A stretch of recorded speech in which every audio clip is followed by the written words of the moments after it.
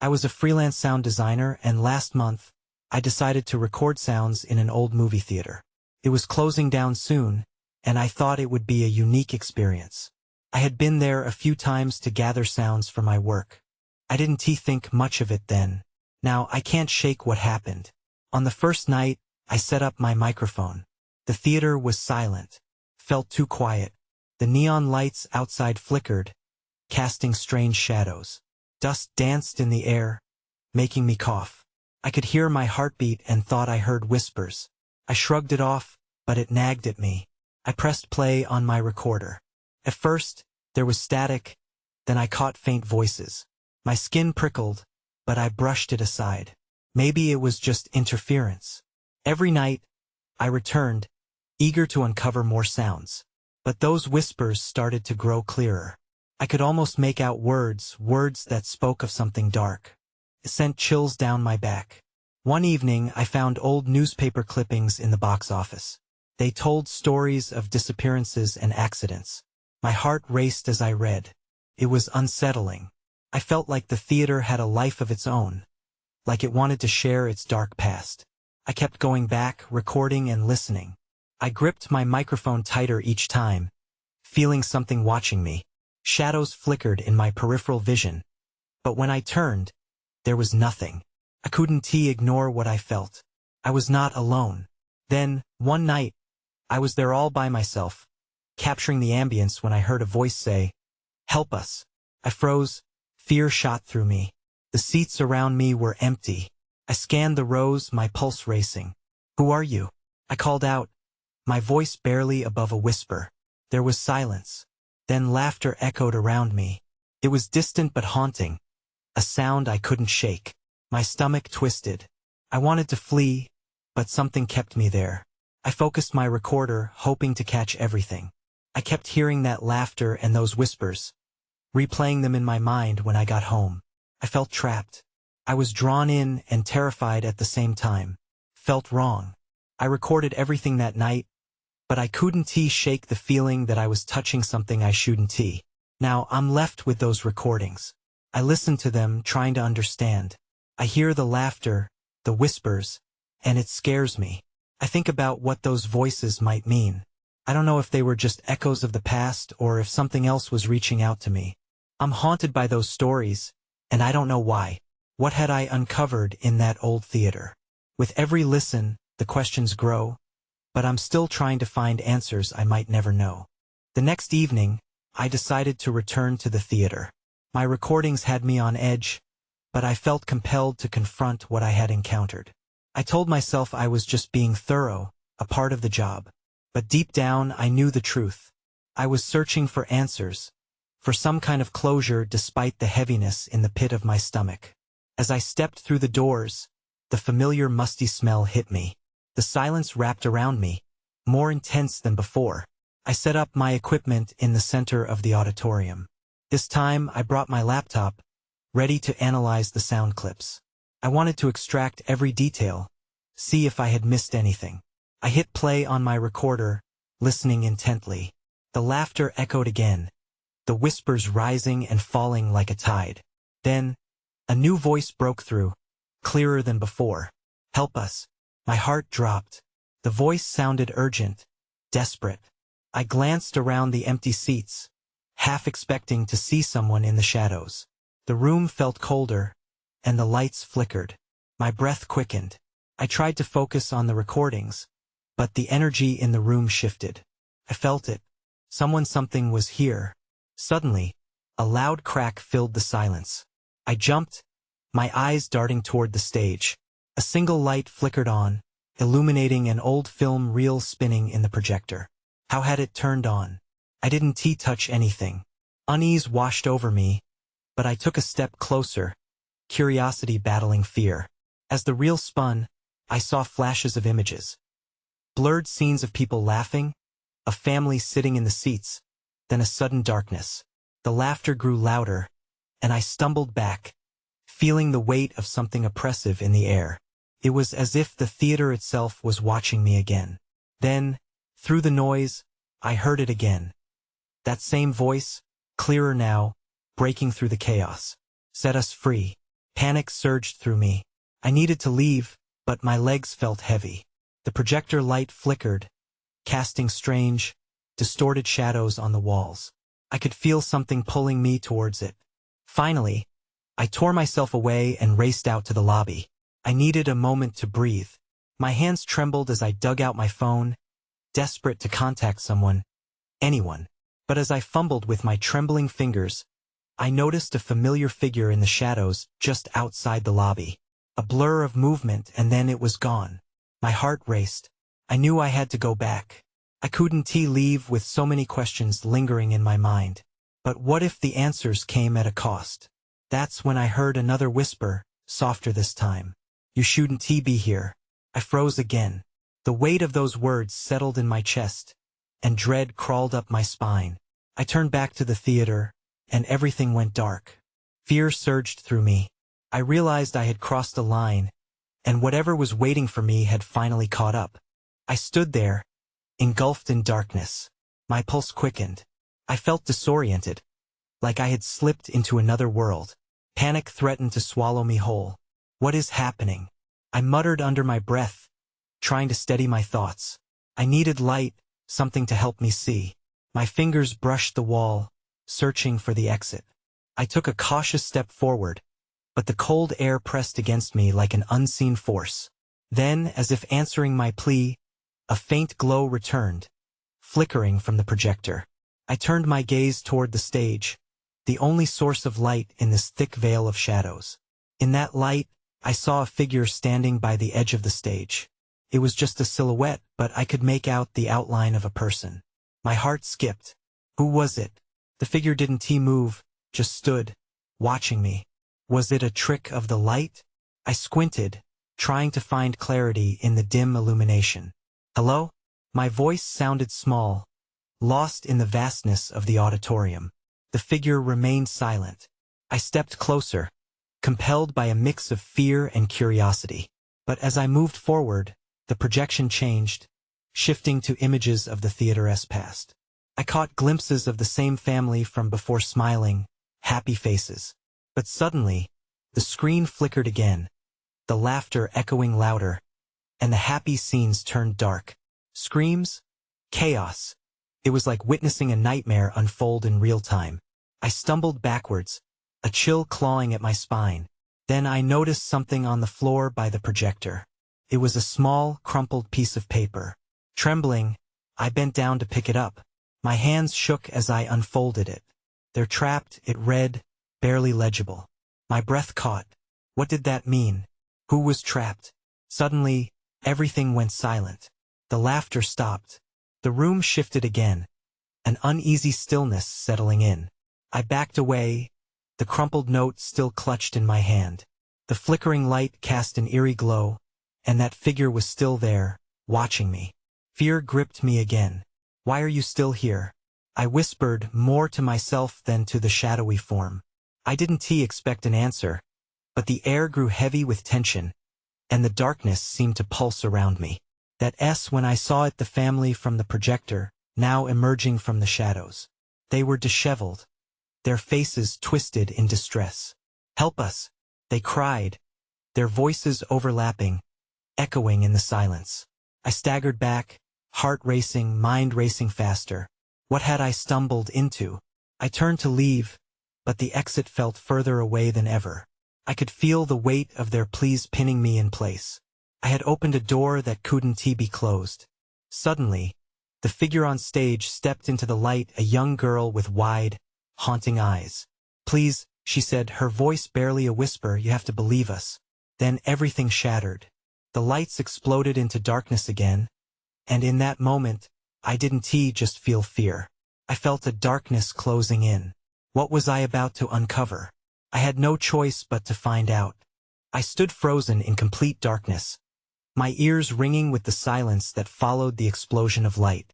I didn't know where to move. My instincts screamed at me to run, but my curiosity held me captive. I strained my eyes, trying to catch any sign of the young girl, the family, anything. Then I felt a cold draft sweep past me, and a faint whisper echoed in the void. Help! It was distant, like it came from a long way off, yet so close I could almost feel the breath on my neck. My heart pounded, and I reluctantly turned back toward the stage. The projector was still there, its light now barely illuminating the edges of the room. I stepped closer, hoping for some clarity. My hand brushed against the projector's cold surface, and I instinctively looked at the screen. It displayed a distorted image of the same family again. But this time, they were huddled together, their eyes wide with terror. Just behind them, dark shapes seemed to swirl, obscuring whatever horror lurked just out of view. Feeling a pulse of dread, I jerked my gaze away and scanned the auditorium. Was someone else here with me? The shadows between the seats pricked at my imagination. I heard a faint sound, a shuffle of feet. My hands slipped into my pockets. I had nothing but my phone, and I knew the light wouldn't be enough to fight off the dark. "Who's there?" I implored, my voice shaky. The answer was another whisper, indistinct but urgent. "You can't leave. You need to help us." The girl's voice again, dripping with despair. I felt a swell of anger. "Help you do what? I'm just one person." As soon as I spoke, the shadows deepened, swallowing the light around me. I felt the air grow colder, and my breath started to cloud. There had to be a way to escape this nightmare. I pivoted toward where I believed the exit lay, but a loud crack of thunder echoed across the room, shaking the seats. "Stay!" The voices cried, now a chorus of fear that raised the hair on my arms. I shook my head, backing away. I couldn't be held here. I pulled out my phone. Its screen glowed weakly, just enough to illuminate a small bubble around me. But as I raised it to illuminate the path ahead, the shadows seemed to surge, reaching out like hands, clawing for me. I turned again, taking a step forward, then another, driven by panic. Just then, my foot caught on something solid. I glanced down, my breath hitching again as I recognized the crumpled note lying on the floor, the same one I had found before. But now it looked different. The words had changed. "You're the last chance. Save them." The urgency surged within me, but uncertainty gripped my heart. I stared at the screen, back at the twisted faces of the family. Were they truly asking for help? Or was this all a trap? The air felt electric, like a storm on the brink of breaking. With trembling hands, I bolted toward the exit, but that same suffocating darkness felt like it was trying to drag me back. Someone or something was in the theater with me. Then I heard it again, a soft plea mixed with an echo of laughter that drove my feet into a run. "Help us!" As I burst through the theater doors, gasping for air, I knew I couldn't ignore what had happened. I had to understand. But getting to the bottom of this mystery was going to be far more dangerous than I ever anticipated. The moment I stepped out of the theater, I inhaled deeply, hoping to purge the lingering dread that had wrapped itself around me. The cold air hit my face, shocking me into reality. I took a moment to collect my thoughts. The last thing I wanted was to stumble back into the darkness, into whatever malevolent presence awaited me. The small, deserted parking lot seemed eerily quiet. My car was parked a few spaces down, and I hurried toward it, glancing over my shoulder as if I could still feel those cold breaths trailing behind me. With every step, I felt the urge to get in and drive away, leaving it all behind. But that nagging feeling in my gut told me I was far from finished with this mystery. Once inside my car, I locked the doors and turned the ignition. The engine sputtered and came to life, breaking the unnatural silence. I glanced at the time. It was already late. My heart sunk. I knew if I didn't find answers soon, I would be haunted by the girl's voice and the family's terrifying faces. Just as I was about to move, my eyes caught a glimpse of something in the rearview mirror. A flicker of movement. I spun around, my breaths turning shallow. Nothing but darkness. I shook my head in frustration. My mind was playing tricks on me. I needed to focus. I turned the headlights on, willing the light to touch what lurked on the edges of my vision. Suddenly, I remembered the note. "You're the last chance. Save them." Torn between dread and determination, I unwrapped it from my pocket and read it again. There had to be more to it. It was too cryptic to ignore. I took out my phone and hit search for local news. Maybe something would help me piece this together. Scrolling through stories, my heart sank again. Only a few weeks ago, there had been reports of a family that had gone missing 4 members, a mother, father, and 2 children. A chill ran down my spine. The same faces I had seen on the screen. The same pleading that echoed in my mind. I wasn't imagining it. A notification popped up as I scrolled deeper. A missing persons case update. It mentioned the theater where I had just been. My blood ran cold. Finding details about the family was my only shot to understand what was happening. I needed to contact someone who could help. As I jotted down the details, the air in my car shifted. It turned heavy, thick with an unseen presence. I looked up to see a shadow dart past my passenger window, vanishing as quickly as it came. I felt my heart rate spike. Was I imagining this? That was when I noticed the screen of my phone began to flicker, and the images shifted. There they were again, the family. But now they were pointing directly at me, their mouths moving silently. A whisper seemed to seep through the darkness of my car. "Help us." Panicked, I scrambled to start my car, the engine roaring in my ears. I had to get out. Just as I shifted into gear, a sudden force slammed against the back of the car, jolting me forward. My eyes widened in terror as I spun to look behind me. But this time there was someone there. Someone who looked all too familiar. One thing was clear. I was nowhere near finished with this deadly game, and it seemed like the stakes had just risen. I sat frozen in my seat, my mind racing at the sight of the figure. It was a woman. No, it was the mother from the family. Her face was worn and hollow, yet her eyes burned with urgency. I blinked, half convinced this was just another hallucination. But something about her presence felt all too real. "Please," she mouthed, her expression desperate. I felt an unexpected surge of fear and empathy. What did she want? I fumbled with the gear shift, suddenly aware that I had to move. But before I could, she pressed a hand against the glass, her palm trembling. I turned my head, willing the engine to roar louder and drown out the pounding in my chest. Then the world outside shifted. The darkness thickened, like a heavy fog swallowing the parking lot whole. I felt the grip of panic tighten around me. I had to leave. I couldn't stay here, not with her ghostly figure at my side. "Help us," she mouthed again, and it jerked something inside me. But what exactly was I supposed to do? It was then that I remembered my phone. I needed to document this to prove I was not losing my mind. I grabbed it, fumbling to turn on the camera. As the screen brightened, the image of the mother flickered like a faulty TV. I blinked and then glanced back at her. She was gone. My heart raced. Had I imagined it all? I didn't have time to think. I put the car in gear and pressed the gas pedal. The tires screeched as I swung out of the parking space, desperate to escape this increasingly sinister scene. I shot a glance into the rearview mirror. The parking lot loomed behind me, utterly still. But then something caught my eye. A figure appeared at the edge of the exit, a man, tall and shadowy, watching me. My stomach twisted. He looked like the father from the family. I slammed my foot on the accelerator, the engine roaring as I sped away from the theater. I couldn't shake off the feeling that I was in deeper than I ever intended.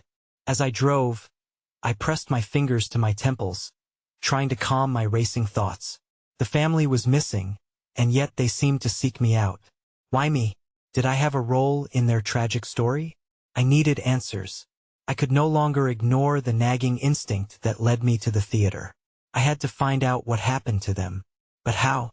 Suddenly, my phone buzzed in my lap. I glanced down and saw a text notification from an unknown number. "You're closer than you think. Find us before it's too late." A chill crept over me.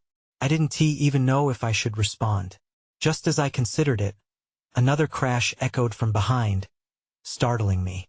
I looked in the rearview mirror, and my heart dropped. The dark figure was following me. Panic surged through me again. I stepped harder on the gas, the world outside blurring past. If I didn't figure this out soon, I might become part of the story instead of the one to save it. I drove faster than I ever had, my knuckles white on the steering wheel.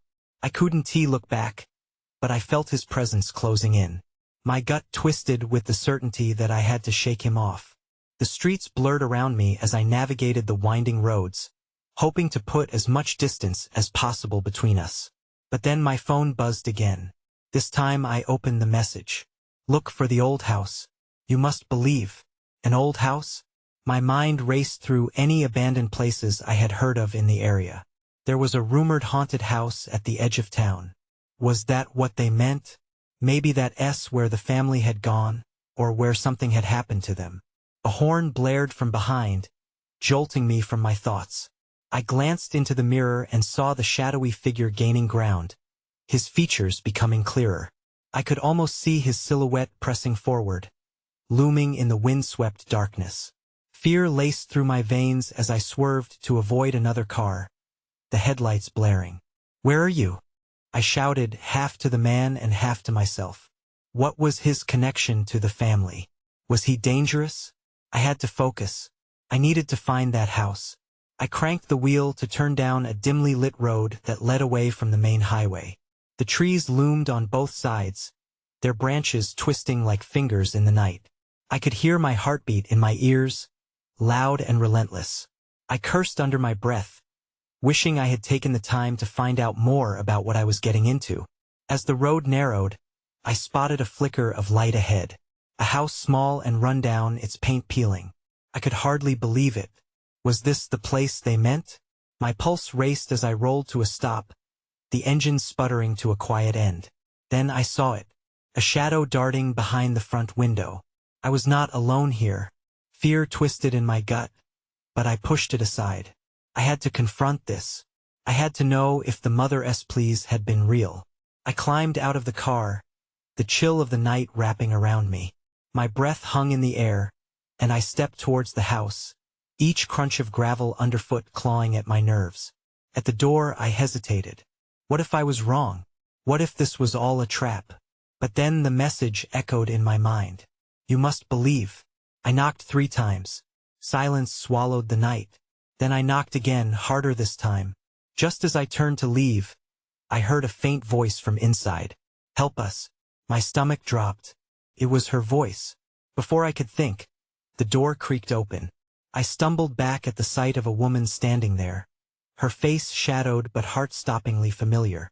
Come inside, she said, urgency lacing her tone.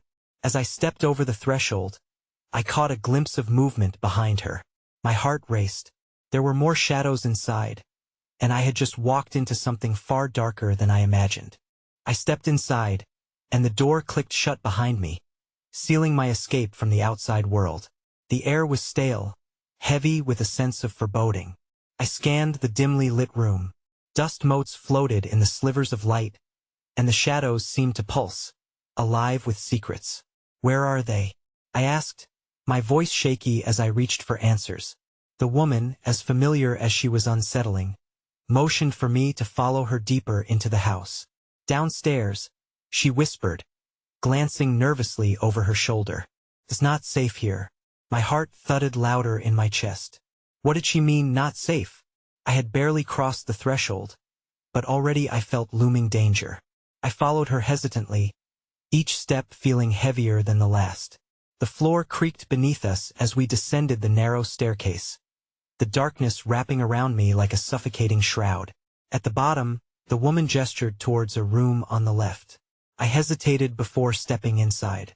The sight took my breath away. Crammed in the tiny room were children, 3 of them, their faces pale and drawn, eyes wide with fear. I recognized them from the pictures the mother had shared. Please, help us, one of the boys said, his voice trembling. They're coming. Who's coming? I asked, pushing back my panic. The woman stepped closer, urgency etched in her features. You have to believe us. We've been waiting for someone to find us. Just then, I heard a faint scraping noise emanating from above. My stomach dropped. I wasn't alone in this house. Heating dread shot through me as every instinct screamed at me to run. What is that? I whispered, my eyes darting back to the woman. She looked at me, eyes wide, as though she understood my fear all too well. I don't know, she said softly, her voice barely a whisper. But they're searching. If they find you, you won T leave. Before I could grasp the gravity of her words, the scraping turned into frantic footsteps. The children pressed closer together, fear radiating from them. I could feel the weight of their expectation, of their reliance on me. My mind raced for a way out. I grabbed the woman's arm. We need to go. Now. But she shook her head, her expression torn. We can't leave them. As her words sank in, realness hit me hard. This was not just about finding a family anymore. I was in over my head, caught in something that I couldn't control. My heart pounded. A single thought looped in my mind. I needed to get everyone out before whatever hunted us found us first. But before I could formulate a plan of escape, the door behind me jolted open with a force that sent us all stumbling backward. A figure loomed in the doorway, silhouetted against the dim light. Where are they? It growled, its voice low and threatening. That was when I realized I wasn't merely investigating a disappearance. I was caught in a web of something far more dangerous than I had ever imagined. The figure in the doorway filled the space with a dark energy. I barely had time to react as I felt a wave of breathlessness wash over me. Run! I shouted, and before I knew it, I was bolting towards the back of the room, dragging the woman and children with me. The room felt impossibly small as I pushed past the children, my heart racing. I could hear the figure behind us, its feet slapping against the floor, gaining ground. We flew through the door and into the narrow hall, glancing back just in time to see the silhouette move forward, its features obscured in the gloom. The echo of its voice chased us. You can't escape. Where's the exit? I gasped, panic clawing at my throat. The woman yelled over her shoulder, "Follow me." She took a sharp left, and I had no choice but to trust her. We hurtled through the house, dodging furniture that loomed like obstacles in my path. I heard the children whimpering behind me, their fear palpable. The footsteps sounded closer, relentless. I caught a glimpse of the stairs ahead and surged toward them. Up, I commanded, stumbling as I climbed. The children scrambled behind me, their little feet racing to keep up. The woman hesitated again, glancing back. We can't leave them, she cried. They'll find us. I urged, urgency flooding my voice. We need to get to safety first.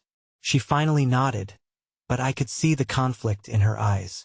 At the top, I burst into a dimly lit room. It looked like a living room, but the atmosphere was thick with despair. An old movie projector stood silently in the corner, its film unspooled across the floor like a scattered memory. A flickering light danced in the shadows, casting erratic shapes that shifted with every pulse. What is this place? I wondered aloud as I turned to look at the woman. But before she could answer, a loud crash resonated from below. The figure had found the entrance to the stairs. We need to hide. The woman pointed toward a door at the far end of the room, panic etched on her face. There was no time to think. We scrambled toward the door, my heart hammering like a wild drum. Just as we reached it, another sound cut through the air, a deep, guttural growl. You think you can escape? The voice dripped with malice, penetrating the heavy air. The children huddled close, trembling. The woman pressed her back against the door, her breath quickening. Now what? I whispered, my mind racing as hints of fear crept into my veins. In the fleeting light, I noticed a heavy curtain hanging by a window. Without thinking, I dashed towards it, whispering to the kids, "Stay low." We ducked behind the curtain, holding our breath as the door rattled violently, the figure's shadow looming closer. I could feel the tension thickening around us. Then, from the corner of my eye, something gleamed, a sharp object on the floor next to the window. That's when I saw it. An old knife, rusted but intact, possibly forgotten. The very thing we needed might soon be our only hope for survival. I reached for it. The moment I grabbed the handle, everything went dark. The growling had stopped, as if silence itself was watching. I felt a chill shoot through me. Whatever was hunting us had come closer, and I wasn't sure I'd be able to protect them. I had to find a way to extinguish our fears, but it seemed the shadows had other plans altogether. The darkness pressed in around us, thick and suffocating. I could feel my heart pounding in my chest as we huddled behind the curtain, the knife clutched tightly in my hand. The door creaked again, and the figure's growl reverberated through the walls like a looming storm. "Stay quiet," I whispered harshly, feeling the weight of responsibility. The children nodded, their wide eyes reflecting their fear, just like mine. I had no idea how I was going to get us out of this, but I couldn't let the shadows swallow us whole. The figure's muffled voice cut through the silence. "You can't hide from me, you know." It drifted, echoing eerily through the dark. Panic gripped me anew. I glanced at the woman beside me. Her eyes were filled with a desperate mix of fear and determination, and oddly, something else, a flicker of hope. As the door rattled violently, I couldn't wait any longer. "We need to move," I mouthed to her, my voice barely above a whisper. She nodded, a reluctant understanding passing between us. Just then, the rattling ceased, and the air grew still. I cautiously edged around the curtain, heart racing, peering out. The room was empty for now, but I knew the danger was far from over. "Let us go to the window," I suggested, pointing toward the aged frame. "It might be our only way out." The children shuffled quietly behind me, their breaths shallow. The woman took the lead, pushing the window open with a creak that echoed through the room. My heart sank. The drop was significant, too far to jump without injury. I gripped the knife tighter, weighing our options. "Maybe we can climb down somehow?" I offered, though the doubt laced my words. "That's all we have," the woman whispered, her voice shaking slightly. We hurriedly discussed the best way. The children would go first, then the woman, while I would follow last, ready to protect them with the knife if any danger arose. As I got the oldest child positioned, my instincts screamed. "Look out!" I shouted as the door burst open. The tall figure stormed in, a sight that twisted my gut. I barely had time to react. "Run!" I yelled, pushing the first child out the window and following him, grabbing the second one just as the figure lunged. I had no time for hesitation. We landed hard on the ground, a jarring tumble into the dust of the backyard. The impact knocked the breath out of me, but I scrambled to my feet, adrenaline surging. "Go, go!" I urged the children, desperate to put distance between us and the house. The woman was still inside, and against my instincts, I hesitated. "Help them!" the children cried, urgency weaving through their voices. The vision of the family, trapped and pleading, flooded my mind. "You're our last chance," echoed in my ears. "Stay here," commanded, my heart torn. But I couldn't leave them behind. Not now. I turned and dashed back toward the house, the knife clutched firmly in hand. Shadows flickered as I stepped inside. The darkness seemed denser than before, thickening with each step. "I'm here," I shouted, hoping she could hear me. "Where are you?" As I data through the hall, the growls resonated closer, circling like wolves. I gripped the knife harder, with each beat of my heart echoing in my ears. "Help us!" The children's voices called again from the yard, mingling with the sound of my fear. I reached the stairs and bolted down, each step threatening to crumble beneath me. The woman's silhouette was quickly emerging from the shadows. "Please, we need to," but I didn't let her finish. I ushered her toward the door, adrenaline pulsing through my veins. "Now, we have to get out." Just as we reached for the exit, icy fingers grazed my neck. I spun around, knife raised, ready to confront whatever darkness awaited us. But it was just the wind, rattling the shutters and stirring the dust. "Go," I urged, shoving the woman ahead of me. We tumbled out the back door, the sudden burst of light nearly blinding. I could see the children waiting, eyes wide with terror, but we weren't free yet. The figure surged from the doorway like smoke, dark and merciless. Without thinking, I lunged at it, swinging the knife with every ounce of courage I had left. The impact shocked me, but instead of a solid connection, the blade cut through nothing, just shadow. Everything shifted in an instant. The figure froze and dissipated into a ghostly haze, leaving behind whispers that echoed in the open air. "You can't escape." The voice lingered, mingling with the fading growl. As confusion filled my mind, we ran. I pulled the children toward the trees lining the yard, urging them to move faster. The woman kept pace beside me, fear barely masking her determination. The woods loomed before us like an endless path, a newfound chance at freedom. His words chased us, but we fought through the maze of branches and darkness. Each step echoed resolve. Finally, we emerged at the edge of a clearing, the night sky lit by 1,000 stars. I paused, turning to check on the others. The mother and her children were close behind. Relief flooded through me. "Are you all okay?" I asked, breathless. "Yes," she said, but her eyes held more. "But what about them?" The question stung, a reminder of those bound by the shadows. We can't just leave them." As though summoned by my words, whispers gathered around us, threads of sound that wrapped tighter in the cold night air. "Help us," they beckoned softly yet fiercely. Those haunting voices remained unanswered, lingering in my mind. No answers came, only echoes of a dark that still called, haunting the edges of my thoughts. I had escaped the theater, but what about the truth that lingered within? The woman's gaze flickered with a knowing sadness, a reflection of my inner turmoil. My heart felt heavy with questions left unanswered and darkness that would forever haunt. Just as I turned to voice my concerns, the whispers danced around me, igniting a spark of recognition. "You must find a way to help them." The phrase echoed, mingled with uncertainty. Little did I know, this was not the end, it was only the beginning of a riddle I may never solve. I looked back to the woods, shadows dancing in the underbrush. A part of me would always remain tangled in those shadows, and I took that first anguished breath, moving forward into a world filled with unanswered mysteries and lingering dread. I moved to a different city after that. Sometimes I wonder if the family found peace, if those echoes remain. But mostly I try not to think about it.